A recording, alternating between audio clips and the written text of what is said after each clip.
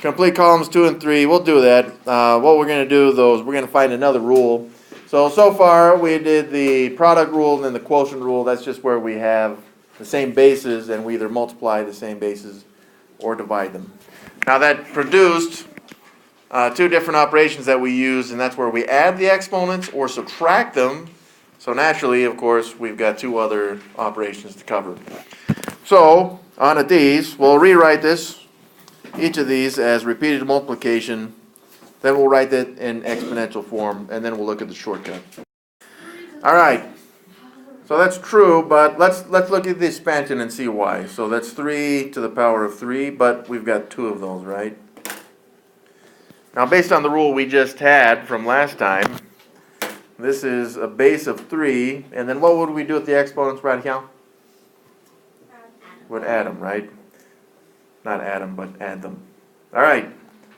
Either way. Well, 3 plus 3 is 6, so that gives us a base of 3, then to the power of 6. Now, we didn't necessarily expand that all the way because we didn't need to, as long as we understand the rule from last time. So what I'll do is I will expand this next one for us so we can kind of see this in a different way. For example, this is a squared, but we got 4 of them, right? So we got a squared radical, and this is all multiplication, and a squared. Well, let's expand these then. So I got a, what the heck? I don't want a 2 right there. Let's make that an a. And then we got 2 more a's. Then we got 2 more a's. And then 2 more. Alright, so looking at this, the bottom one here, we have a base of a, and this is all multiplication, so how many a's were being multiplied? 8 of them were. Now if we go back up and count, we had a, but then we would add all those exponents, so it was really 2 plus 2 plus 2 plus 2. Which means that since that's repeated addition for the exponents, we can change it to multiplication. We would take this, and we got 2 multiplied by itself, or added to itself 4 times. So this ends up being a to the 8th as well. So what operation are we actually using for these? Multiplication.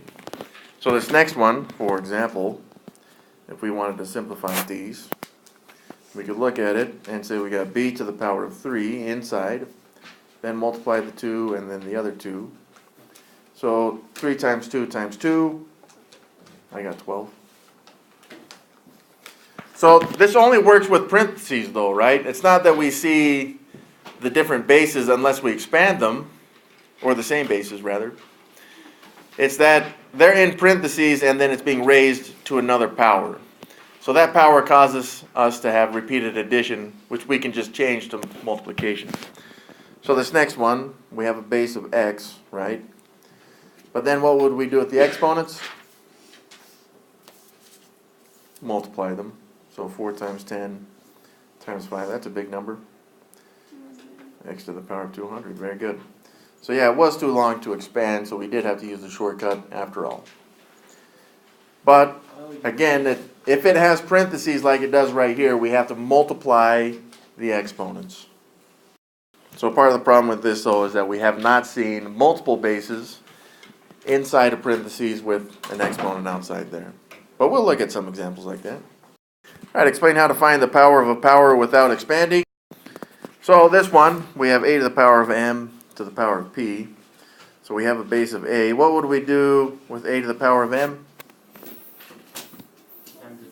Yeah, we take the m multiplied by p, and that's how the rule works. Now notice what we had done before up here. On those first two, we did not have to use the rule, right? Like when we added the 2 3s there at the top. So as it turns out, you do not have to use the rules as long as you're able to expand them and then re-simplify them, okay? But just understand that it may just be a little bit faster like this. All right, so this first one, a. So we have a base, that's a. And what would we do with those two exponents? Multiply them. 3 times 5 is 15. So we've got a to the power of 15. Good luck. So, 7 times 11 equals 77. What is going on? And the base would be b, so b to the 77th power. Correct. Excellent work. All right, good luck. So, what I did, so,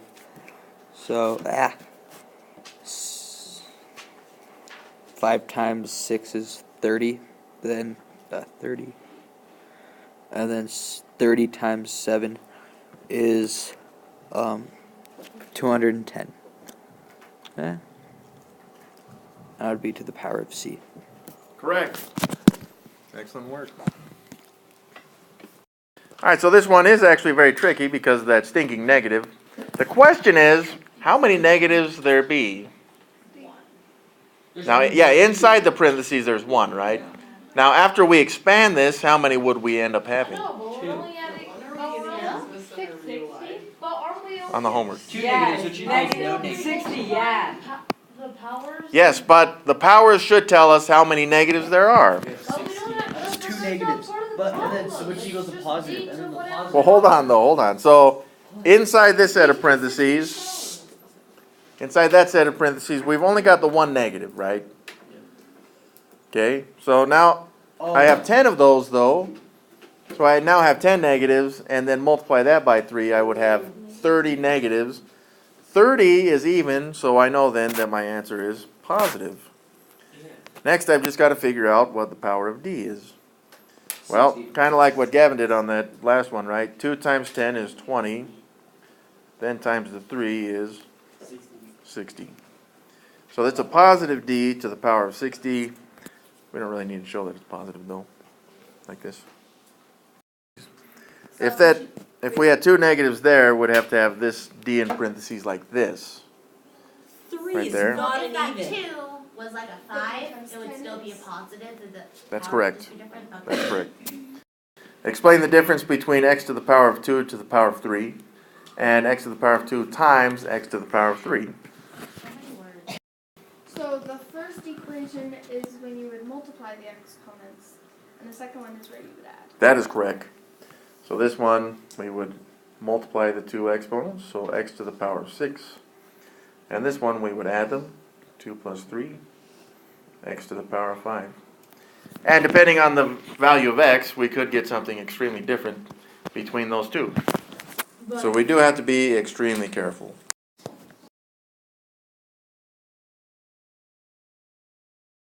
All right, let's do the power of a product. So the only difference with this one is now we got many things on the inside of the parentheses here, but the concept should work the same.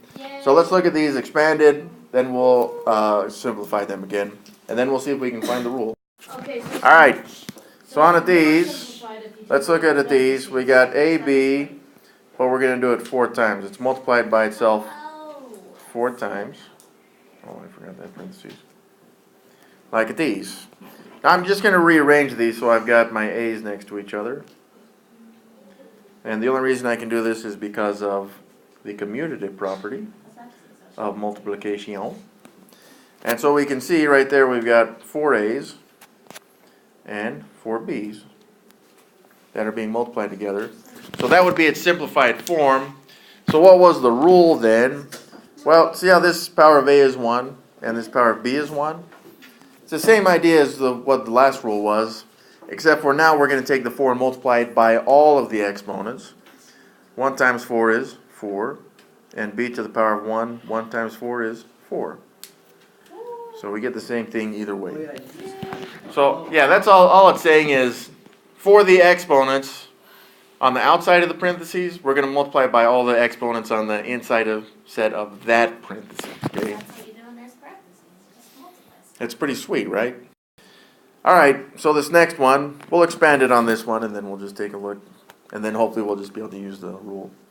So again, we got a, b, c, but 3 times, and this is all multiplication again. And so rearranging these, I've got 3 a's Then I've got 3 B's. And I've got 3 C's.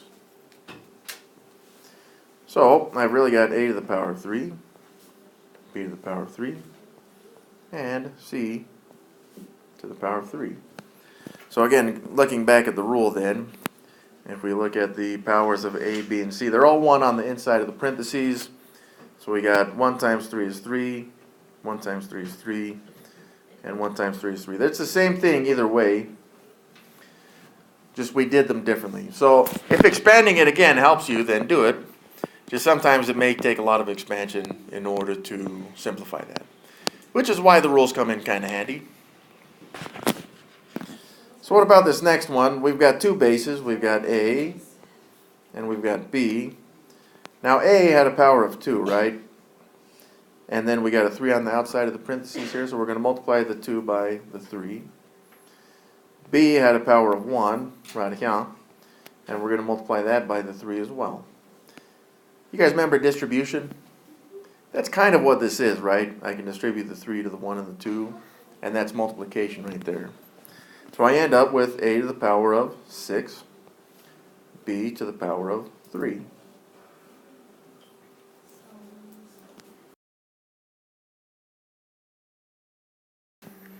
Alright, so this next one.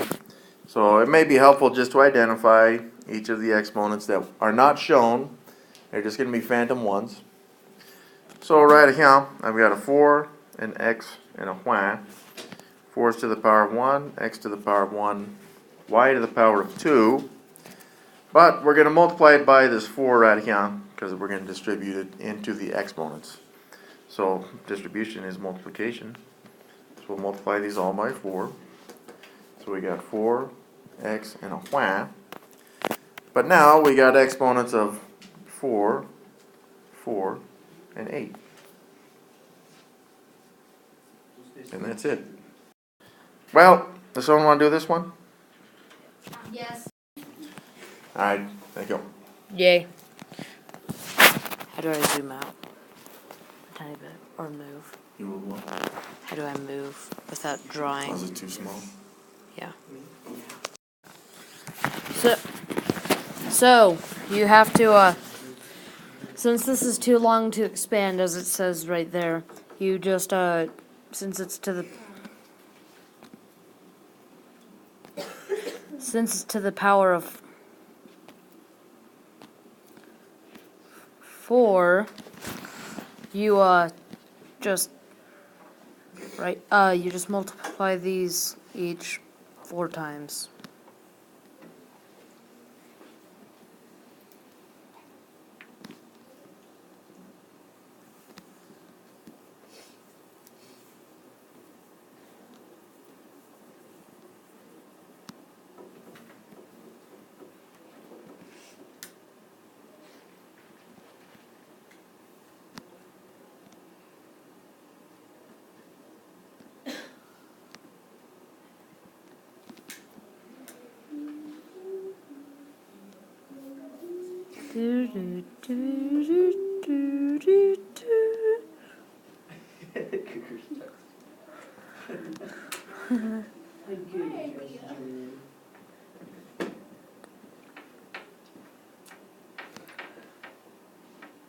Okay, there.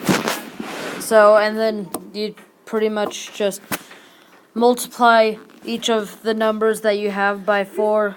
So your final answer will be 2 times 4 equals 8. So 3 to the power of 8. A 10. I know, you just have to show all your work. That's good. And then 11. There's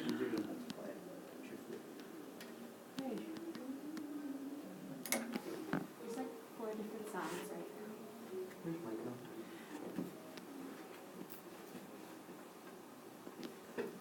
now. That would be your answer. Correct. You can circle that with pride on a Very test. nice.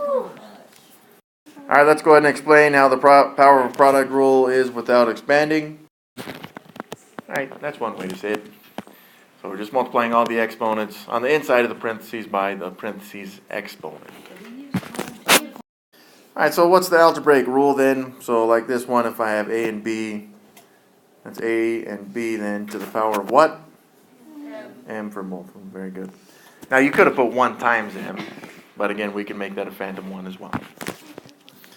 So a right here at the bottom, right? We got bases of a and b, and what would be the powers of a and b? 5.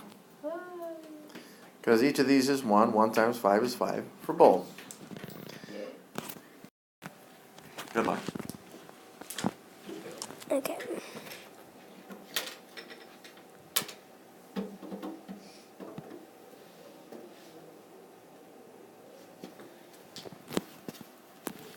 All right, thank you. What do you guys think? All right, Wait. I don't know about the 8. let's look back. Excellent. Yeah, the original a had a power of 1, right? Yeah. So right there we'd do 1 times 6, which would have been 6 right there. So that's okay. All right, we're still learning this. See, is that okay? Yep. There we go. Okay, so this would be a. How do I wait? That'd be a 1. Then that'd also be a 1 for the exponent. Then you times that by 3. You times that by 3, and you times that by 3, and then you'd end up getting that. Shh. This is so confusing. Okay, so you'd end up getting 2 to the power of 3. Then you'd get y equals 6, and then you get z equals 3. Boom. I tried to draw 3. Correct. Oh, yeah, sorry. Okay. Sometimes it does that. Oh, that's a z to the power of 3, right? Should be 8 times y. It is. No, 8. Yeah, the 3. For 2. 2 to the. All right, good luck. Okay. So, oh, that's, I didn't do that. So, first you want to, so for this y here, we have a phantom 1. And then we want to multiply all the exponents by 4. So, all of these exponents by 4. And that would equal 3 to the power of 12 times x to the power of 8 times y to the power of 4 times z to the power of 8. Correct. Excellent work. Create 2 different expressions that simplify to 4 to the power of 6. So the first one we could have is, in parentheses, 4 to the power of what? And then what other power? 4 to the power of 2. And then 3. Then 3, very good. And then you could switch them. And then, yeah, we could switch them, very good. 4 to the power So if you had 4 to the power of 3 to the power of 2. It's the same thing. Or we could do Can we do 4 to the power of, And then parentheses 6 on the outside? yeah, absolutely. Isn't that like the same thing basically though? It is basically the same thing, but it's also just a tiny bit different because we'd have to multiply the 1 and the 6 right there. Yeah, that's very good though. That would work. The first one you multiply, the second one you add. Oh yeah, this one, people get this very confused, okay? So notice, what operation was between all the ones that we've done before? So if we look at all these ones before, inside the parentheses, there's just multiplication, like on A, B, C, and D right there. But this one has addition. If we have addition right there, it's going to be extremely different. You guys won't cover that completely until 9th grade. But we can't, the exponent rule doesn't work on that. So we can't say that it'd be x squared plus y squared on this one. This one does not equal that stuff. No. All right, so on this one it says x is 2 and y is 3. So if we have x is 2 and y is 3, well, 3. and this is to the power of 2, then would have 6 to the power of 2, which is 36. On the other hand, if we add them, then we got 2 plus 3 squared, which is 5 squared, which is 25. So we can see that these two are not equal, and it would not be the same as taking x squared, 4, plus 3 squared. 4 plus 9 is not 25 either, so we can't just square the x and the y. Now again, we don't need to go into too much detail on that right now, because you will in 9th grade. Alright, which value is greater? X to the power of 1 times x to the power of 4, or x to the power of 5? Well, if we were to simplify this one, right, we'd have x to the power of 1 plus 4, Which is x to the power of 5. which is x to the power of 5. Yep, so they're the same. So this one's a power of a quotient. It's going to work exactly the same way as the last rule, except now we have denominators as well that we got to distribute the exponent to. So on this one, this first one, this would be a over b times a over b, this is expanded, times a over b. And using fraction multiplication, we can change this all into one fraction, multiply the numerators and the denominators. So that gives us a to the power of 3 over b to the power of 3. Well, again, the same idea works with the rule. We have these exponents, 1 and 1, and we're going to distribute the 3 to the 1 and the 1, which would have given us a to the power of 3 over b to the power of 3. Same with this next one, except for now we just got two of them, x over 5 times x over 5. And again, fraction multiplication allows us to just multiply the numerators and denominators, giving us x squared over 5 squared, which is also 25. So over here, we can distribute the 2 to the 1 and the 1 exponents. Wait, do you have to simplify? Alright, so this one we have x squared over 5 squared, like this, because I'm distributing the 2 to the 1 and the 1. Alright, so this next one, using the rule, okay, I've got my x, y, and z. Now each of these already have a power of 1, but again, I'm going to multiply the 4 by each of these exponents, like these. So I end up with the same bases, x, y, and z, but now I have powers of 4 for all of them. Alright, so that should help us with this one. So in the parentheses, we've got a to the power of 3 and b to the power of 5. Since we have that to the power of 10, we'll multiply the 10 by the 3 and the 5. So multiplying these by 10, and we end up with a to the power of 30 over b to the power of 50. Alright, let's go ahead and explain the rule without expanding. So again, we distribute or multiply the exponent by all exponents in the parenthesis. Hope I spelled that right, but whatever. Parentheses, there we go. Alright, so the rule for these, if we have a and b as bases, we got a and b, and then we would multiply each of these bases to the power of m. Now again, that'd be 1 times m, but just putting in m is good. Alright, so a, once again, well, we have the bases of x and y, and each of these have an exponent of 1, so 6 times 1 is 6 for both of these. B is a little bit different because we've got bases of 5 and x, but the 5 has an exponent of 1, so 1 times 2 is 2.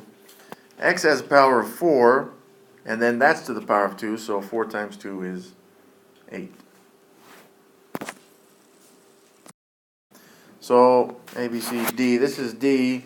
2 to the power of 4 is 16. But the x's, notice we got x's in the bottom that we can cancel out, so 6 minus 2 will give us x to the power of 4, and then y to the power of 4. So we have to be careful and make sure if we have the same bases like we do with the x's, that we do simplify those. Yeah, since 3 and 2 have different bases, we can combine those, but we can combine the a's, right? So I got a to the power of 25 plus 20, which is 45.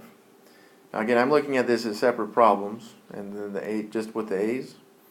And then I got 45 minus 15 gives me a to the power of 30. Next, I just got to figure out the numbers. 3 to the power of 5 is pretty big. I don't know what that is. And then we'll just simplify this, okay? So 243 times 32 divided by 1024. Alright, so what the heck? Alright, I got, simplifying that fraction, I got 243 over 32. And I just used the calculator to do that. So, there we go.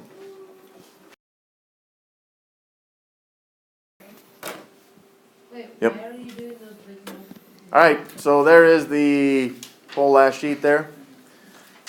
There we go.